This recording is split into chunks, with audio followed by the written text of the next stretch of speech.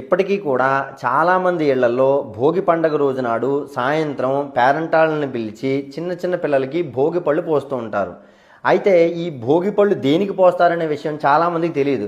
ఏదో చేసామా అంటే చేసామనేటువంటి రీతిలోనే తప్పించి, అయితే సమస్తమైనటువంటి భోగములను అనుభవించడానికి సాయంత్రము తూర్పుకి అభిముఖంగా ఆ చంటి పిల్లల్ని లేదా చిన్న పిల్లల్ని 5 ఏళ్లలోపో 7 ఏళ్లలోపో వారి వారి యొక్క ఆచారాన్ని బట్టి కూర్చోబెట్టి చెరుకు ముక్క, చిల్లర పైసా, రేగిపళ్ళు, కొంతమంది పువ్వులు దిగదుడిచి చక్కగా ఆ యొక్క శిశువు శిరస్సు నుంచి సమస్తమైనటువంటి పీడలు పోవాలి అని చెప్పేసి విడిచిపెడుతూ ఉంటారు. దానివల్ల ఆ శిశువు సమస్తమైనటువంటి భోగాల్ని అనుభవిస్తాడు అనేటువంటి విశ్వాసం ఉంది.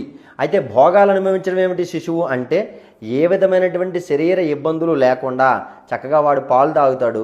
పాలు చక్కగా అరగడానికి కానీ, చక్కగా వాడు నిద్రపోతూ ఉన్నప్పుడు ఇబ్బందులు లేకుండా ఉండడానికి కానీ, లేదంటే వాడి ఆరోగ్యంలో ఉండేటువంటి చికాకులు పోవడానికి కానీ, వాళ్ళకి ప్రత్యేకించి భోగం అంటే ఏముంటుంది, వారి శరీరము ఇబ్బంది పెట్టకుండా నోటితో చెప్పలేనటువంటి ఇబ్బందులు రాకుండా ఉండడమే శిశువులు అనుభవించేటువంటి భోగము.